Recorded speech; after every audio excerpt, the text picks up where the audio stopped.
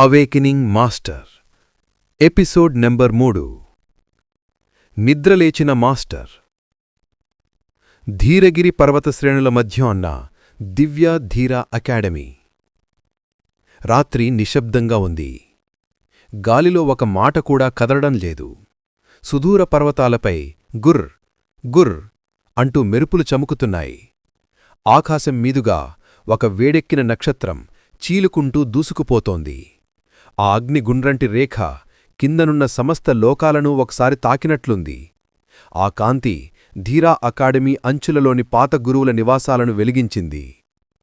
ఆ నివాసాల ముందు నేలపై ఒక మనిషి ఒంటరిగా కూర్చున్నాడు. అతనే ధీరజ్ వజ్రనాథ్. గురువులందరిలో కూడా అతడే అత్యంత నిందితుడు. విద్యార్థులు అతన్ని చూసినా భయంతో పారిపోతారు. అసమర్థుడు, తాగుబోతు గురువు, విజ్ఞానంలేని మాస్టర్ అని అందరూ వెక్కిరిస్తారు. అతడు చేతిలోని చిన్న తామర చెక్క బాటిల్ని చూసి మెల్లగా పక్కకు జారవేశాడు. ఇక వద్దు, ఇది నా జీవితాన్ని మింగేసింది. కాని ఇంకా నేను శ్వాసిస్తున్నంతవరకు నేను పూర్తి నాశనం కాలేదు అని అతను తనలో తాను నిట్టూర్చాడు. అయినా అతని హృదయంలో పగిలిపోయిన శబ్దాలు ఒకటే: నిన్ను ఎవరూ నమ్మరు. నువ్వు గురువు కాదు. నువ్వు ఒక అపజయమయ్యావు. నీవల్ల విద్యార్థులు శక్తిలేని బలహీనులవుతున్నారు. అతడు ఆ మాటలను మళ్లీ మళ్లీ గుర్తుచేసుకొని తన ఛాతీమీద ఉబ్బిన నొప్పిని అదిమిపెట్టుకున్నాడు.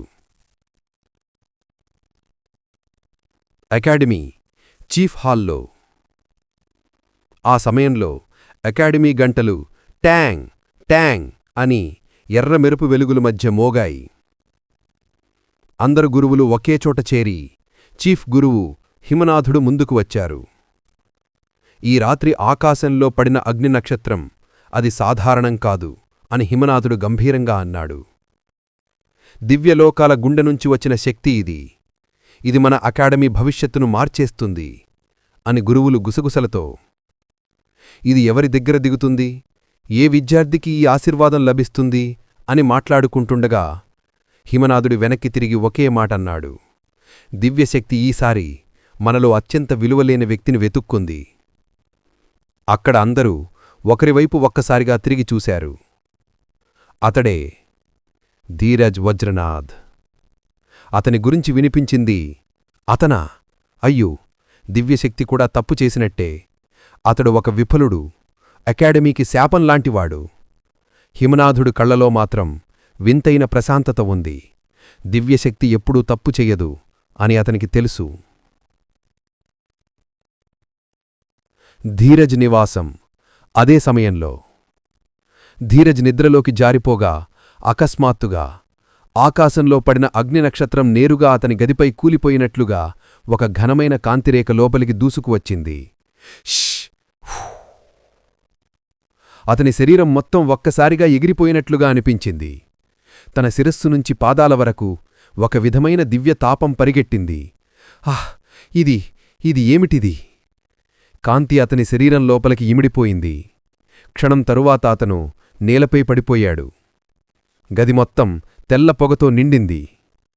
కొద్దిసేపటి తరువాత పొగ తొలగినప్పుడు అతను ఆశ్చర్యపోయాడు. అతని చేతులపై వింతైన వజ్ర ఆకులు మెరుస్తున్నాయి. శక్తి నాడులు అతని రక్తంలో ప్రవహిస్తున్నాయి. అది అతను ఎన్నడూ అనుభవించని వెలుగు. అతను మెల్లగా తన గంటకి చూడగా సన్నని అక్షరాలతో ఒక శక్తి గుర్తు పుట్టుకొస్తోంది: వజ్రపీడ శక్తి, సుప్తస్థితి, ప్రారంభం. అతను ఆ గుర్తును అలా తాకగానే బూమ్! ఒక పరమశక్తి సుడి అతని శరీరాన్ని చీల్కసినట్టు దూసుకెళ్ళింది. అతడు గోడకు తాకి కిందపడిపోయాడు. ఒక్కసారిగా కిటికీలు తెరుచుకున్నాయి. గాలి గర్జించింది. కాంతి అతని వెన్నుముఖమీద నుంచి పైకి మెదుడు మధ్య వరకు చేరింది. అది మరొక లోకం నడిచినట్లుంది. ధీరజ్ అంతర్లోకం. దృష్టి. అతనికి అతని ముందర ఒక శరీర రూపం లేని శక్తి ప్రత్యక్షమైంది. ధీరజ్ వజ్రనాథ్ అని ఆ శక్తి గంభీరంగా పలికింది. నీ లోపల ఉన్న వజ్రవంశతత్వం ఇంకా నిద్రలోనే ఉంది. నువ్వు దాన్ని విడిచిపెట్టావు. నీపై నువ్వే నమ్మకం కోల్పోయావు. ధీరజ్ ఆశ్చర్యంతో, నువ్వు ఎవరు? ఆ శక్తి నేనే వజ్రతత్వం, నీ వంశపు మూలశక్తి. నీ నష్టాలన్నీ చూసి నేను దిగివచ్చాను. ఇప్పటినుండి నీ బలహీనతలు నీ శత్రువులు కాదు. నీ అసలైన శక్తి నీ శత్రువులను కాల్చివేసే వజ్ర అగ్నిగా మారనున్నది అని చెప్పి ఆ శక్తిని హృదయంలోకి ఇమిడిపోయింది. అకాడమీ, వెలుగుదేవుల మంత్రమండలి. హిమనాథుడు మెట్లమీద నిలబడి ఉన్నాడు. ఇతర గురువులు దిగ్భ్రాంతితో బయట చూస్తున్నారు. వజ్రనాథ్ గృహం దివ్యశక్తితో ప్రకాశిస్తోంది. అతనికి నిజంగా శక్తి వచ్చిందా? అతని ఇంతవరకు మాస్టర్ అన్న పేరుక్కూడా అర్హతలేడు. హిమనాథుడు ప్రశాంతంగా, రేపటి నుండి ధీరజ్ వజ్రనాథ్కు మళ్లీ శిక్షణ మొదలు. అతని ఈ అకాడమీకి మరోసారి మాస్టర్గా ఎదగడానికి కావలసిన ప్రయాణం ఇప్పుడు మొదలవుతుంది. ఉదయం ధీరజ్ గదిలో. ధీరజ్ కళ్ళు తెరచగానే తన శరీరం మొత్తం శక్తితో విరబూసినట్లుంది. అతని పిడికిలి బిగించి చూస్తే సూ కర్క్. అతని పిడికిలి చుట్టూ వజ్రమంటలు చెలరేగాయి. ఆ శబ్దం వింటూనే అతను తనలోని మాటలు పలికాడు. ఇది నేను కాదేమో, కాని ఇది నాకు వచ్చిన కొత్త ఆరంభం. అయితే అతను తన ఛాతీని బిగించి ఒకే మాటన్నాడు, ఇకపై నేను గురువు కాదు, నేను ఒక నిద్రలేచిన మాస్టర్. అలా ధీరజ్ వజ్రనాథ్ జీవితంలో మొదటి మార్పు చోటు చేసుకుంది. విడిచిపెట్టిన శక్తి తిరిగి అతన్ని వెతికి వచ్చింది. అతను తిరిగి నిలబడాలా? విద్యార్థులు అతన్ని అంగీకరిస్తారా? అకాడమీ అతనికి మరో అవకాశమిస్తుందా? అవన్నీ అతని ఇంకా వెతుక్కోవలసిన సమాధానాలు. కాని ఒక విషయం మాత్రం స్పష్టం, అవేకినింగ్ మొదలయింది. ఉదయం ధీరా అకాడమీ ప్రాంగణం. సూర్యుడు పర్వతాల వెనుకనుంచి నెమ్మదిగా ఎక్కుతున్నాడు. అకాడమీ మొత్తం నిన్నటి అగ్నినక్షత్ర కిరణాల వల్ల ఒక స్వల్పమైన నీలిరంగు పొగమంచుతో కప్పబడి ఉంది. గాలి మధ్యలో దివ్యశక్తి వాసన అలుముకుంది. విద్యార్థులు గుంపులుగా తిరుగుతూ ఒకటే మాట మాట్లాడుకుంటున్నారు. నిన్న రాత్రి చూశావా? అవును, వజ్రనాథ్ గురువు గదిపై ఆకాశం చీలిపోయేలా కాంతిపడింది. అది అసలు ఎలా ఆయన దగ్గరికి వచ్చింది? అతడు మాస్టర్ పదవికి అర్హుడు కాదు. ఇంత బలమైన శక్తి ఆయనపై ఎందుకు పడింది? విద్యార్థులందరి కళ్లలో ఒక్కటే అసహనం, అనుమానం, హేళన. ధీరాజ్ గది. ధీరాజ్ కిటికీ మూల నిలబడి తను పొందిన కొత్త శక్తి గుండె చుట్టూ ఎలా పల్సింగవుతోందో జాగ్రత్తగా చూస్తున్నాడు. అతడి చేతులు గట్టులమీద నిన్న రాత్రి కలిగిన వజ్ర ఆకృతులు ఇంకా మెరుస్తున్నాయి. అతడు చేతిని కాస్త బిగిస్తే క్రక్.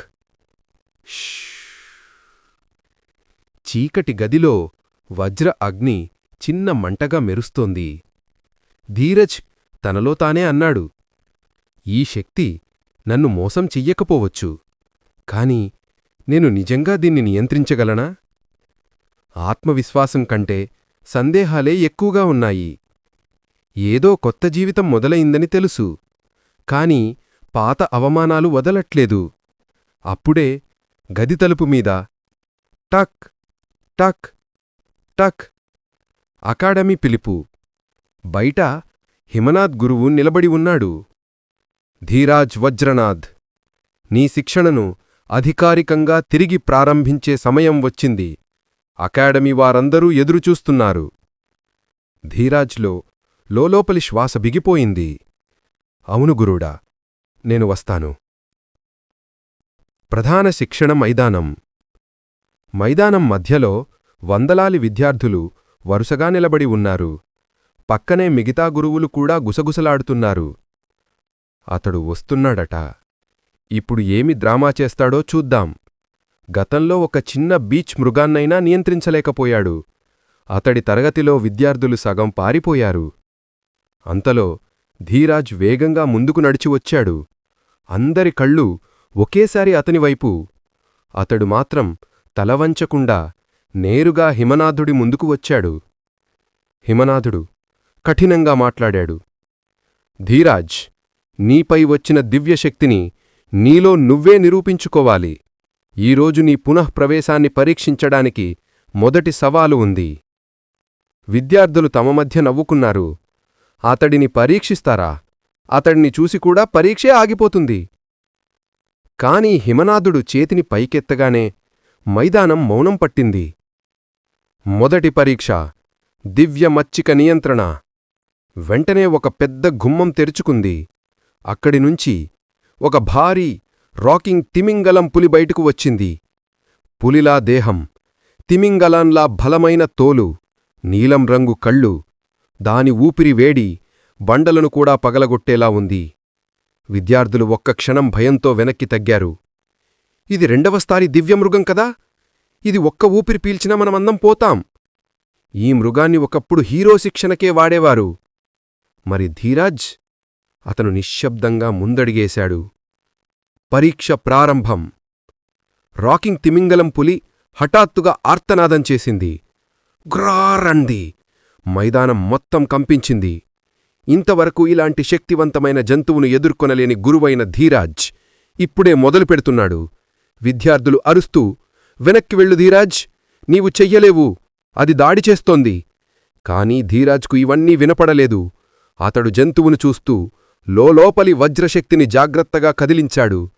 అప్పుడు అతని చేతిపై మళ్లీ వజ్ర ఆకులు వెలిగాయి. వజ్రపీడ, నాకు తోడుగా ఉండు. అతడి శ్వాస బిగిపోయింది. తదుపరి క్షణంలో స్వార్! వజ్ర అగ్ని అతని చేతుల్నుంచి మెరవడం ప్రారంభమైంది. మైదానం మొత్తం స్తంభించింది. అదేంటి, అతని చేతుల్నుంచి వెలిగే ఆ మంట? ఇది మాస్టర్ స్థాయి కదా? అతడికి నిజంగా దివ్యశక్తి రుద్దబడిందా? రాకింగ్ తిమింగలం పురి అతణ్ణి దూకి దాడి చేసింది. ధీరాజ్ సందేహం లేకుండా ముందుకెళ్లాడు. అంతకుముందు అతను చేసే పని జంతువు తొక్కుకు ఛిద్రమవటం. కానీ ఈసారి అతడు చేతిని ముందుకు చాచి వజ్ర అగ్నిని ఆ జంతువు శక్తి కవచానికి తాకించాడు. భూం! ఒక ఘోరమైన పేలుడు. చుట్టూ దుమ్ము. విద్యార్థుల కళ్ళు విస్తారంగా. దుమ్ము తగ్గిన తరువాత రాకింగ్ తిమింగలం పులి నేలపై వంగిపోయి ఉంది. అది ధీరాజ్ ముందు మోకరించింది. విద్యార్థులు విస్తుకోయి, అది అతడిని ఒప్పుకుంది, మచ్చుకగా మారుతోంది, ఇది అసాధ్యం. హిమనాథుడు చిరునవ్వు నవ్వాడు. రాకింగ్ తిమింగలం పులి శరీరంలో ఉన్న నీలం ఆత్మతంతువులు బయటకు వచ్చి ధీరాజ్ చేతి గూటిలో ఇమిడిపోయాయి. అతని ముందు ఒక శక్తిముద్ర ఏర్పడింది. రాకింగ్ తిమింగలం పులి మచ్చిక, సంపూర్ణ సర్దుబాటు. మైదానం నిశ్శబ్దంగా నిలిచిపోయింది. అందరూ చూసింది ఒక్కటే.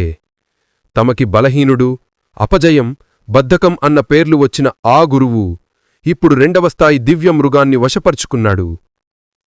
ధీరాజ్ శాంతంగా తిరిగి నిలబడ్డాడు. అతడి కళ్లలో ఒక కొత్త అగ్ని. నాకు వచ్చిన శక్తి వృధా కాదు. నన్ను తక్కువగా చూసిన దానిని ఇకపై ఏదీ నేను అనుమతించను. అతని మాటలు హిమనాథుడికి వినిపించాయి. హిమనాథుడు తనలో తానే అన్నాడు, ఇది మొదటిదే. వజ్రనాథుని వంశశక్తి ఇప్పుడు మాత్రమే కన్ను తెరుస్తోంది. ఈ అకాడమీ మళ్లీ ఒక నిజమైన మాస్టర్ని పొందబోతోంది. కానీ ఇదేనప్పుడు మైదానం వెనుక ఉన్న నీడలో ఎవరో ఇద్దరు గురువులు గుసగుసలాడుతున్నారు. అతడు మళ్లీ ఎదిగితే మన ప్లాన్ ఏమవుతుంది? అతణ్ణి ఆపాలి, లేకపోతే అతడు మళ్లీ ప్రధాన గురువుగా ఎదిగే ప్రమాదముంది. అతడి శక్తిని నిలుపువేయాలి. ఎంత త్వరగా అయితే అంత మంచిది. ధీరాజ్ కొత్త ప్రయాణం మొదలవుతుండగానే అతనిపై రహస్య కుట్రలు కూడా మొదలయ్యాయి. మీకు స్టోరీ నచ్చినట్టయితే లైక్ చేయండి, షేర్ చేయండి. దీని తర్వాత ఎపిసోడ్స్ మీకు నోటిఫికేషన్గా రావాలి అంటే ఇప్పుడే మన ఛానల్ని సబ్స్క్రైబ్ చేసుకొని బెల్ ఐకాన్ని ఆన్ చేయండి. Thank you for watching.